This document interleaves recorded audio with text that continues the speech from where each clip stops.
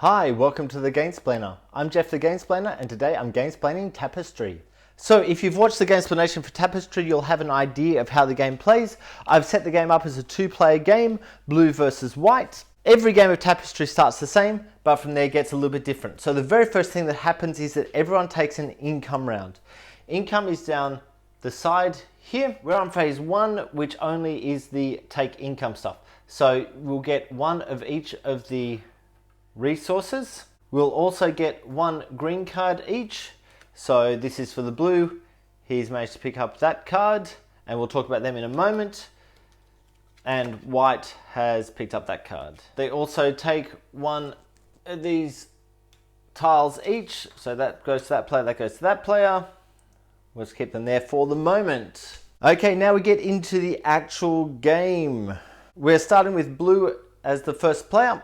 So the very first thing that blue is going to do is take the explore action, which is push along here, which will get him 2 more of those cards. And they go face up in front of him. So everyone's able to see what each person has. The only thing that's private information is these green cards. And that costs him 1 resource, so he'll spend a resource to do that. Okay, white's turn. White is going to head onto here, which allows him to roll that die, and he gets to move another science forward. He doesn't get to get the benefit of moving there, but that will push him forward 1 more. That did cost him a resource, so he'll spend that one. Okay, we come back over to blue's turn. Blue is going to continue along the track he was just going on, so he'll move a resource down. That allows him to build one of these types of hexes. Now the way the hexes go in, I don't think I said this in the Gamesplanation, is you can get points for lining up the different sides of it. So if he puts that in there, he's managed to line up C with C and C with C, so that's 2 points, and the forest with the forest, which is 3 points. So he gets 3 points for building that particular hex. So it pushes him forward 3 points. He then gains the benefit of the territory they just built. So he will gain one of these either here or here. So his special thing is he could actually put that on the bottom, which will push that forward 1 more. And he thinks he's going to do that. We move back over to white. White is going to push forward 1 more, so spend 1 resource. You might as well spend that one. And he, rather than rolling, he's going to take a element off his board. And he will build that just there. Okay, back over to blue's turn. Blue is going to keep pushing on the path that he's on. Rather than claiming more ground up there, he's going to actually take the building out of the spot, and that's the brown building. And in fact, he's going to put that there, enabling him to push that back up 1. Okay, it's now blue's turn. Blue is going to cross over there, so that's going to cost him both the guy and a resource, which is his other 2 resources to get there. That gains him the building. He can put anywhere he likes, and he thinks just for the moment he'll put that there. So he's working towards being able to fill up a line. He gets another green card for doing that, and he would also score any of these cards that he has, but he doesn't have any of them, so there's no score on that for him. We come back to the blue player, and blue is also going to push across, so that'll cost him 1 of the mushrooms plus another resource, and he thinks he'll just pull that back down, and that will gain him the explore thing, which he can put anywhere on his board he wishes, and he thinks he'll actually put that up there.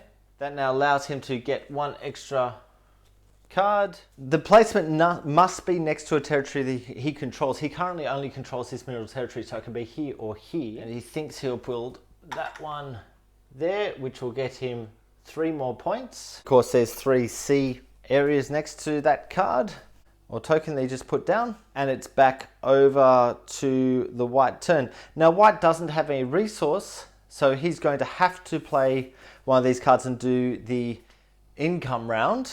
So the two cards he has are, in this era, he can upgrade prerequisites on tech cards. Whenever he upgrades, he'll gain 3 points. He doesn't have any tech cards at the moment, so it's probably not worthwhile playing that one. This one, he can pay 5, 10, and 15 points to gain 1, 2, or 3 resources, or pay 1, 2, or 3 resources to gain 5, 10, 15 points. He'll only be able to do that straight away when this one's played, so neither of them are helpful to him at the moment, as he doesn't have any points, but he has to play one of the cards, so he might play that one in order to hang on to the next one. He'll then gain points for stuff that he's already done. So it's 1 point for each tech card, which he doesn't have any of. 1 point for each completed row or column, which he hasn't done either. 1 point for each of these ones showing, points for each of these ones showing, which he doesn't have. And points for any territories if he has that showing, which he doesn't yet have. So he gets no more points for doing that. Now he will gain 1 of those, 2 of those guys, 1 of those guys, and 1 of those guys. He'll gain a green card, and he'll also gain another hex to put down if he starts exploring. And it's back over to the other person's turn, and his civilization really relies on having tech cards. He doesn't have any tech cards at the moment, so he's not able to actually use one of them. Okay, back to Blue's turn. Blue is going to go military, so he'll do that, which allows him to throw one of these onto a space next to one of the spaces he already has. That allows him now to explore here or here if he wishes to. That also allows him to roll these dice, and he'll choose one. He either takes 7 points or he takes a extra mushroom, and he thinks for the moment he might actually take the extra mushroom. It's back to White's turn. White is going to start moving along the technology track. So he will use yellow to move 1 along the technology track, which gains him 1 of the cards. So he can take 1 of these 3 or the one face down. He likes the idea of being able to build more stuff, so he might grab that one for the moment. That goes on the level 1. We move back to Blue, and Blue is going to move along that track, the military that is, so he'll gain a green card. I'll have a look at them in a moment. He could then spend a resource to be able to release one of these, and he thinks he'll actually do that. So he's going to spend that resource to release that guy. He might actually put that there, and he thinks that he might grab that card to start with. He's grabbing that because of that spot just there. And we move forward. White's turn again. White is going to spend the 2 resources to move along this track, which allows him to roll a die, and he now moves along the exploration track and takes the 2 extra tiles. He could spend these 2 cards if he wished to, which would gain him 5 points, which he actually thinks it might be worthwhile doing. So they go to a discard pile or to the bottom of the deck. It doesn't really matter which, because you won't get down to them again. And that will get him 5 points. We now come back to the Blue's turn.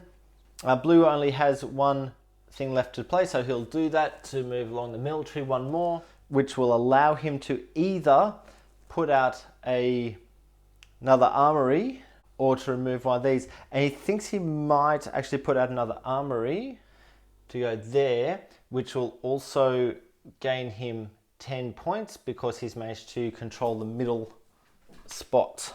Back to White. White is going to move along to that. He will drop 1 of his resources for doing so. He'll play this tile actually to there, which gets him 1, 2, 3, 4 more points, plus pushes his sack along 1 more resource. And Blue now has to do a income phase. So his income is first up to play 1 of the Tapestry cards, and he might actually go for that one, the pirate. So during this era, whenever he attacks a territory, he'll gain the benefit on the card, as well as the die. I've totally forgotten that he should have gained an extra resource of putting a card down there. So he might actually gain that. He should have had that from the beginning of this era, so I do apologize. The next thing that happens is I upgrade a tech card, which allows me now to put one of my military tokens out. At this point in time, I think that this is in play. If this is an incorrect rule, please correct me, please comment below. But I believe that's in play as soon as it goes down, which means that he will actually take that, which gets him one more of the sack. He then will gain points, and he gains 1 point for each card here, so that's one more point. He'll gain 1 point for each row or column that's filled, which is no more points. And he doesn't have any of the red ones open, so there's no points on that either. So it's just one more point for the moment. He then gains the resource, so he'll gain one more of these. He'll gain one more green card. Then he gains one more sack, one more of the guy, two more of the star, and two more of the mushroom. Look, I think you've got a pretty good idea of how the game flows. It's pretty obvious at the moment that blue is playing a lot better than white. And it just comes down to who can keep doing stuff in each age the longest for the most part. So really getting these resources up is super important. I'll leave it there. If you have any comments or suggestions, please write them below. If you have any games that you would like to be Gamesplaned, please shoot me an email at thegamesplainer@gmail.com. Follow me on Instagram and Twitter at thegamesplainer to keep up to date with the games I'm playing. Subscribe to my videos to keep up to date with the games that I'm gamesplaining. And until next time, enjoy gaming.